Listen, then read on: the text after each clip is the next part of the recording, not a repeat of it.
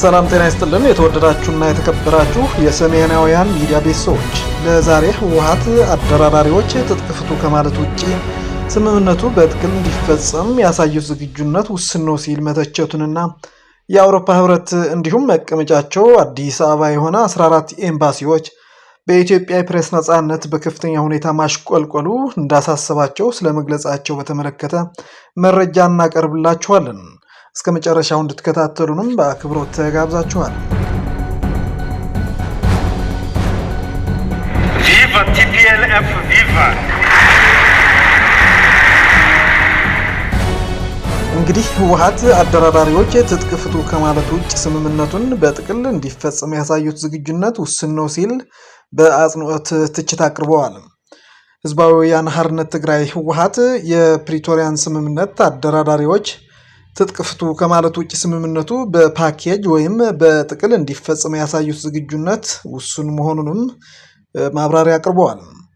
ህወሓት ብሔራዊ አንድነታችን ሉዓላዊነታችን ለማስጠበቅ በሚል መሪ ቃል የፓርቲው 1337 የሚሆኑ ከፍተኛና መካከለኛ አመራሮች በተሳተፉበትና ከሚያዝያ 23 እስከ 25 ቀን 2017 ዓ.ም በተካሄደው ስብሰባ ማገባደጃ ባለ 10 የአቋም መግለጫ አውጥቷል። ህወሓት አቋሙን ካንጸባረቀባቸው ጉዳዮች አንዱ የፕሪቶሪያ የሰላም ስምምነት አንዱ ሲሆን ሙሉ በሙሉ አልተተገበረም ሲል በመግለጽ ላለመተግበሩም 3 ምክንያቶችን በመግለጽ ምክንያቱን አስቀምጧል። በአቶ ጌታቸው ረዳ የተመራውን የጊዜያዊ አስተዳደሩን ተቆጣጥሮት የነበረው ስልጣን በመጀመሪያ ምክንያትነት ያስቀመጠው መግለጫው፣ በሁለተኛው ደረጃ ደግሞ የኢትዮጵያ መንግስት በኩል ስምምነቱን ለማስፈጸም ቁርጠኛ አለመሆኑን ነው ሲል በጥብቅ ገልጿል። ሌላኛው በአቋም መግለጫው የተካተተው ነጥብ ደግሞ የፓርቲው እውቅናን የተመለከተ ሲሆን እውቅናዬ የሚወሰነው በትግራይ ህዝብ ብቻ መሆኑን አጽንኦት ሰጥቶ ገልጿል። በፕሪቶሪያው ስምምነት መሰረትም ህጋዊ ሰውነቱ ወደ ነበረበት እንዲመለስም አስረግጦ ጥሪ አቅርቧል። በሌላ መረጃ ሰሞነኛው መነጋገሪያ የሆነው ደግሞ የአውሮፓ ህብረት እንዲሁም መቀመጫቸው አዲስ አበባ የሆነ 14 ኤምባሲዎች በኢትዮጵያ የፕሬስ ነጻነት በከፍተኛ ሁኔታ ማሽቆልቆሉ እንዳሳስባቸው እየገለጹ ይገኛሉ።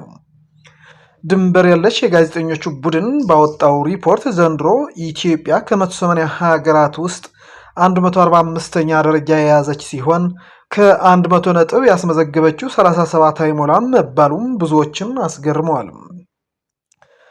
የዓለም የፕሬስ ነጻነት ቀን በየዓመቱ ሚያዝያ 25 ቀን 2017 ዓ.ም መከበርን አስመልክቶ የአውሮፓ ህብረት እንዲሁም መቀመጫቸው አዲስ አበባ የሆነ 14 ኤምባሲዎች በጋራ ባወጡት መግለጫ በኢትዮጵያ የፕሬስ ነጻነት በከፍተኛ ሁኔታ ማሽቆልቆሉ እጅግ እንዳሳሰባቸው አስታውቋል። ድንበር የለሹ የጋዜጠኞች መብት ቡድን በበኩሉ የዘንድሮን የ2025 እንደ አውሮፓውያን አቆጣጠር የሀገራት የፕሬስ ነጻነት አስመልክቶ ባወጣው ደረጃና ሪፖርት መሰረት የኢትዮጵያ የፕሬስ ነጻነት በከፍተኛ ሁኔታ ማሽቆልቆሉን የገለጸ ሲሆን ከ100 ነጥብ ውስጥ 36.92 በማስመዝገብ 180 ሀገራት መካከል 145ኛ ደረጃ ላይ እንደምትገኝ ጥቆማ ሰጥቷል። በተመሳሳይ የኢትዮጵያ የሰብአዊ መብቶች ተሟጋቾች ማዕከል ኢኤችአርዲሲ በበኩሉ ሚያዝያ 24 ቀን 2017 ዓ.ም ባወጣው መግለጫ በኢትዮጵያ ከቅርብ ጊዜው ወዲህ በመገናኛ ብዙሃን ላይ ጫናዎች እየበረቱ መምጣታቸውን በመግለጽ የኢትዮጵያ መንግስት አምባገነንነት እጅግ እንዳሳሰበውም ገልጿል። ውድ አድማጭ ተመልካቾቻችን ያደረስንላችሁን መረጃ እንደወደዳችሁት ተስፋ እናደርጋለን።